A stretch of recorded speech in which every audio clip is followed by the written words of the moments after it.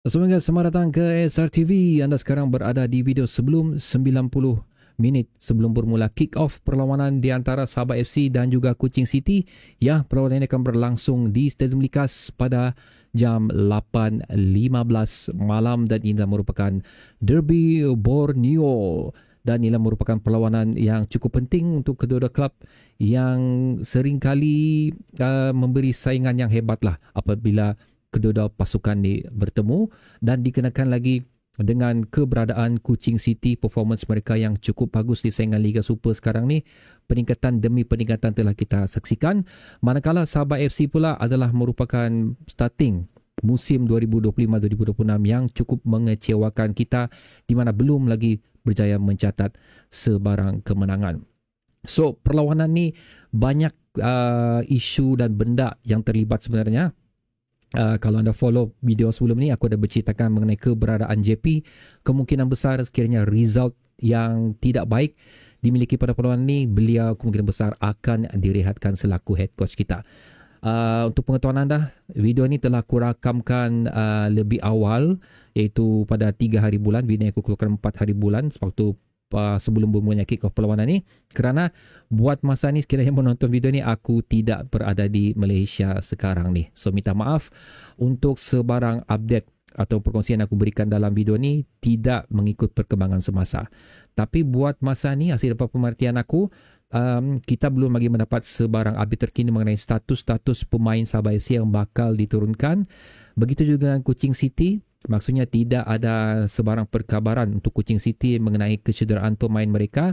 So sudah pasti mereka akan menurunkan kesebelasan terbaik mereka yang telah memberikan result yang telah mereka inginkan pada perlawanan sebelum ni. Untuk Sabah FC pula, aku mengharapkan pemain tempatan yang berpengalaman kita dapat diturunkan pada perlawanan ni, seperti Daniel Ting, Dominic Tan, siapa lagi, Stu, lepas tu Darren Lock boleh beraksi dalam perlawanan ni. Dan aku juga sekali lagi ingin melihat finally Darren Lock diletakkan selaku main striker kita instead of Aidin Muyajic.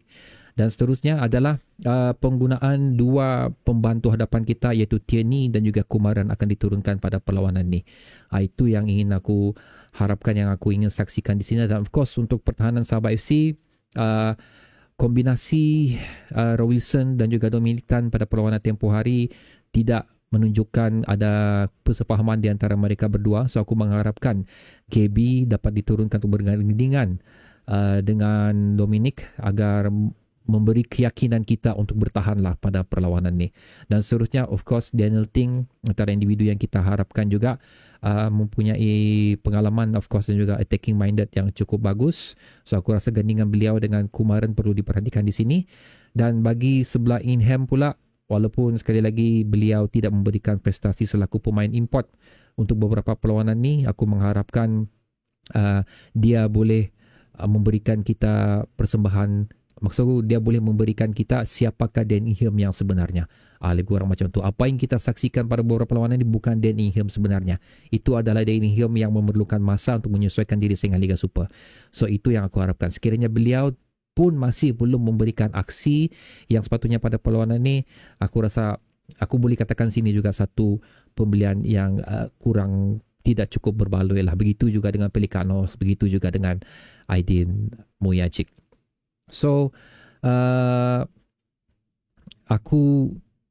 anggaran aku untuk perlawanan ni guys, walaupun aku katakan dia cukup penting untuk JP, cukup penting untuk survival kita di saingan Liga Super sekarang ni, tapi again berdasarkan on paper, berdasarkan prestasi yang diberikan oleh Kuching, aku rasa ini adalah permulaannya lah, titik permulaannya di mana Kuching akan memecahkan kebuntuan mereka di Borneo Derby ini, di mana walaupun kita beraksi di Stadium Likas, setakat ni ia tidak memberikan apa-apa advantage untuk kita, dan aku akan merasakan Sabah FC tidak akan mendapat result yang mereka inginkan, yang kita inginkan di dalam perlawanan ni. So maksudnya aku katakan di sini macam kita akan kalah lah, lebih kurang macam tu, berdasarkan prestasi Kuching dan juga prestasi Sabah FC. Berapa jumlah gol ikut rekod Sabah FC, aku rasa agak mustahil juga untuk kita menjaringkan gol pada perlawanan ni. di mana mungkin kita akan tewas dalam 2-0 macam tu. So itu anggaran aku on paper.